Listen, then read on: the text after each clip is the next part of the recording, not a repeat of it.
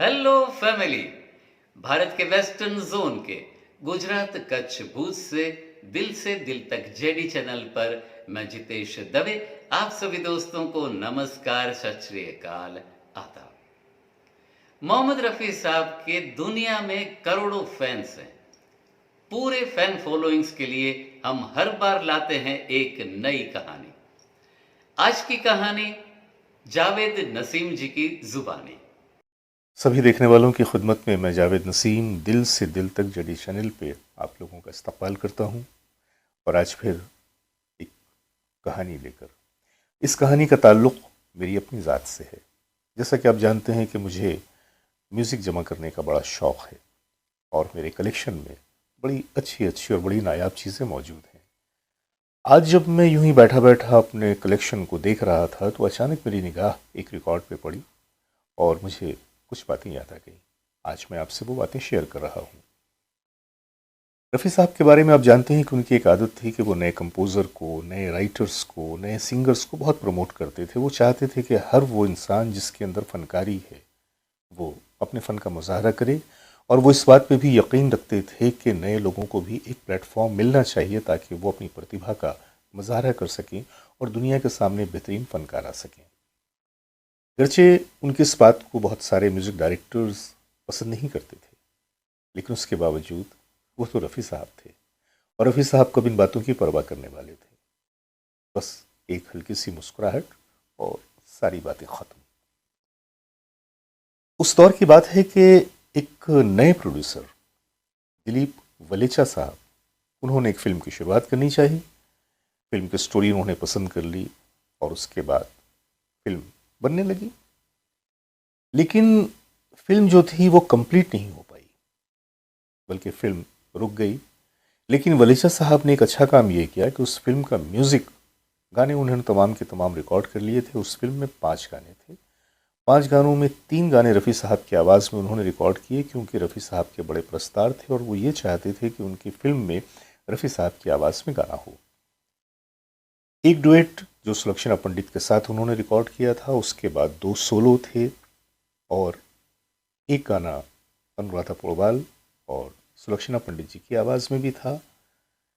तो इस तरह से ये जो फ़िल्म थी इसका म्यूज़िक रिकॉर्ड हो गया। फ़िल्म तो नहीं बन सकी, लेकिन 1983 में म्यूज़िक इंडिया लिमिटेड से, जो कि पहले पॉलीडोर हुआ करता था, इसके लॉन्ग प्ले रिकॉर्ड को यानी कि एलपी को रिलीज़ किया गया। और जब इसे रिलीज़ किया गया तो ये माने आपके जितने रफ़ी साहब के शहदाई थे, प्रस्तार थे, उनके चेहरे पे जो मुस्कुराहट मैंने देखी थी उस ज़माने में, उनमें मैं भी शामिल था। मैंने बड़ी मुशक्क़तों के बाद, क्योंकि जो पहली जो इसकी लॉट आई थी रिकॉर्ड की, उसमें मुझे वो रिकॉर्ड नहीं मिल सका था। फिर मैंने वहाँ पे ऑर्डर दिया था कि साहब ये सेकंड लॉट जब आए तो मुझे रिकॉर्ड आप ज़रूर फ़राहम करें। और फिर कलकत्ता में हैरिस म्यूज़िक के नाम से एक म्यूज़िक स्टोर था, जहाँ से मैंने उस रिकॉर्ड को हासिल किया था। ये बात मैं आपको बता रहा हूँ 1983 की। जिस फ़िल्म का मैं ज़िक्र कर रहा हूँ, इस फ़िल्म का नाम था दौड़ धूप, और जैसा कि मैंने आपको बताया कि इसके प्रोड्यूसर थे दिलीप वलेचा जी और इसे डायरेक्ट किया था बाबूराव रोकड़े जी ने, जिन्हें लिखने का भी शौक़ था और उनके कलम से ही एक ऐसा तीर चला था कि जो लोगों के दिलों को घायल कर गया। उसमें एक गीतकार और भी थे, श्री राम प्रसाद जी, और संगीत तो नरेश हंसराज जी ने दिया था। तो इस तरह से बहुत ही छोटे पैमाने पे एक छोटी सी फ़िल्म की शुरुआत तो हुई, लेकिन बदकिस्मती से वो फ़िल्म कंप्लीट नहीं हो पाई और उसका म्यूज़िक लोगों के सामने आया। ये लोग इतने पुरस्कार थे रफ़ी साहब के कि जब उन्होंने देखा कि फ़िल्म तो बन नहीं पाई, तो अब इस म्यूज़िक की मार्केटिंग कैसे की जाए। और उस वक्त एक उन्होंने ऐसा काम किया कि जिसकी वजह से ये रिकॉर्ड रफ़ी साहब के चाहने वालों के घर घर तक पहुंच गया। मैं आपके सामने आज उस रिकॉर्ड की झलक पेश कर रहा हूं, क्योंकि मैंने उस रिकॉर्ड को ख़रीदा था और ये है वो रिकॉर्ड आप देख पा रहे हैं। ये इस फिल्म दौड़ धूप का रिकॉर्ड है, जिसका आप कवर देखें और इस कवर पे रफ़ी साहब बहुत ही गमज़दा सी मुस्कुराहट लिए बैठे हैं। इसमें जो गाने थे उनमें जो गाना था एक, उफ़ ये ज़िंदगी उफ़ ये दौड़ धूप, गज़ब का गाना था। वो गाना क्या था कि एक बेबसी का उन्वान था। रफ़ी साहब की आवाज़ की जो बेबसी थी, जो गम था, इस गाने में कुछ अलग ही दर्जे पे, अलग ही लेवल पे नज़र आता है। उफ ये जिंदगी, उफ ये दौड़ धूप। कवर के साथ साथ मैं आपको दिखाऊं कि ये है इसका बैक कवर। इस बैक कवर में देखिए उन गानों की तफसील है जिसमें उफ ये ज़िंदगी को फिल्म में शायद 2 बार यूज़ किया गया था, क्योंकि रिकॉर्ड में इस गाने को 2 बार दिखाया गया है। इसके अलावा आप देख पा रहे हैं कि बकिया गानों में एक रफ़ी साहब का गाना है, एक सुलक्षणा पंडित जी के साथ रफ़ी साहब का डुएट है, एक अनुराधा जी और सुलक्षणा पंडित जी की आवाज़ में भी है।